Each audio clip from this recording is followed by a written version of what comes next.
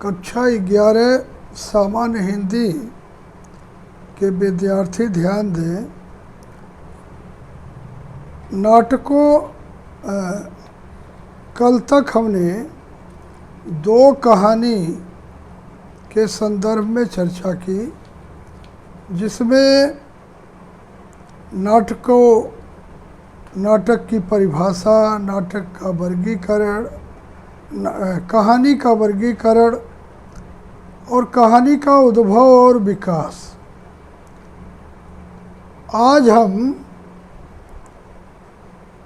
खंड क के अंतर्गत नाटक के संदर्भ में एक संक्षिप्त परिचय प्रस्तुत कर रहे हैं, जिसमें आपके पाठ्यक्रम में राजमुकुट नाटक संकलित है।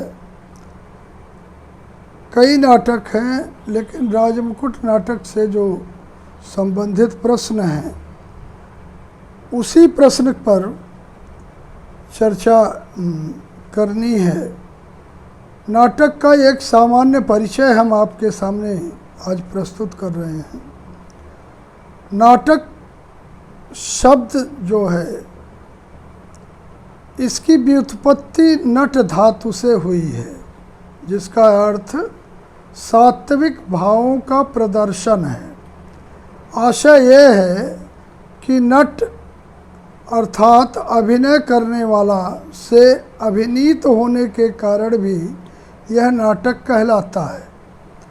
मानक हिंदी कोश के अनुसार किसी कथा को अभिनय की दृष्टि से संवादों एवं दृश्यों के सहारे विभिन्न पात्रों द्वारा रंगमंच पर प्रस्तुत करने के लिए लिखा गया साहित्यिक रूप ही नाटक कहलाता है। कहने का मतलब ये है कि वह कथा जिसमें अभिनय किया जाए और संवाद तथा दृश्यों के सहारे प्रस्तुत किया जाए, एक मंच हो जिसे रंगमंच कहते हैं, उसी का साहित्यिक रूप नाटक कहलाता है। आज का आधुनिक हिंदी नाटक अंग्रेजी के ड्रामा या प्ले का पर्याय बन चुका है। साहित्यिक नाटक और लोक नाटक इसे प्राचीन साहित्य में भी दिखाई देते हैं। अश्वघोष, भवभूत, कालिदास आदि के संस्कृत नाटक अपने अनुपम कलात्मक सौंदर्य के लिए विश्वविख्यात हैं।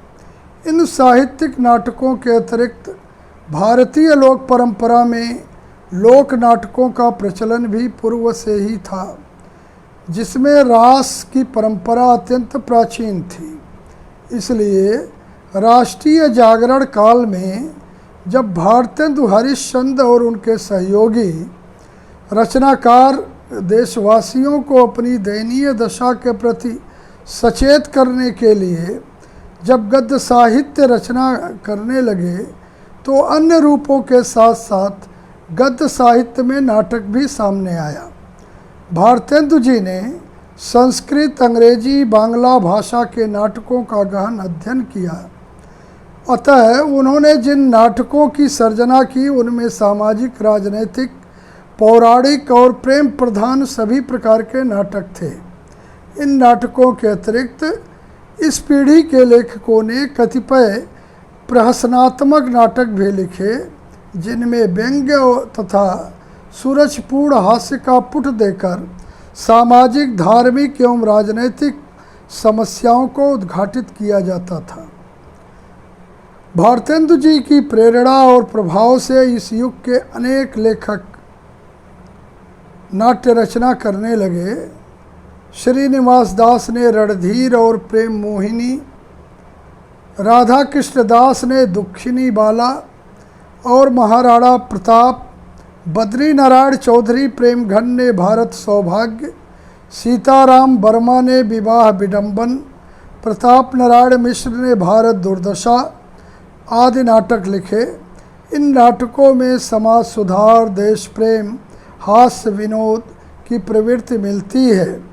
इन नाटकों में गद्य खड़ी बोली में तथा पद्य ब्रज भाषा में लिखा गया।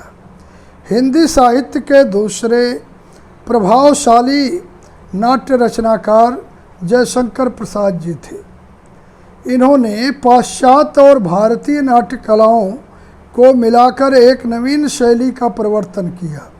इस युग में उच्च कोटि के ऐतिहासिक तथा सामाजिक नाटक लिखे गए। चंद्रगुप्त, स्कंदगुप्त, ध्रुव स्वामिनी, सज्जन, कल्याणी परिणय, करुणालय, प्रायश्चित, अजातशत्रु, एक घूट आदि प्रसाद जी के प्रमुख नाटक हैं। इस युग के अन्य नाटककारों में उदय शंकर भट्ट, सेठ गोविंद दास, माखनलाल चतुर्वेदी, पंडित गोविंद वल्लभ पंत, हरि कृष्ण प्रेमी, राम कुमार वर्मा आदि के नाम उल्लेखनीय हैं। जयशंकर प्रसाद के बाद जो नाट्य साहित्य रचा गया उसके अनेक रूप हैं। कुछ नाटक तो प्रेम प्रधान हैं, कुछ पौराणिक विषयों को आधार बनाकर रचे गए, कुछ सामाजिक कुरीतियों से संबंधित हैं, तो कुछ ऐसे नाटक भी हैं जिन्हें समस्या प्रधान नाटक की श्रेणी प्राप्त है। प्रसादोत्तर काल में नाटकों के कथानक में स्वाभाविकता लाने के प्रयत्न किए गए और कथावस्तु को संगठित और सुसंबद्ध रूप प्रदान किया गया। स्वतंत्रता प्राप्ति के पश्चात हिंदी नाटकों का विकास तीव्रतम गति से हुआ। इस युग में नवीन परंपराओं को धारण करते हुए जिन नाटकों की रचना हुई उनमें क्रमशः सामाजिक, सांस्कृतिक चेतना, व्यक्तिवादी चेतना और राजनीतिक चेतना से अनुप्राणित नाटकों की संज्ञा से सुशोभित किया गया।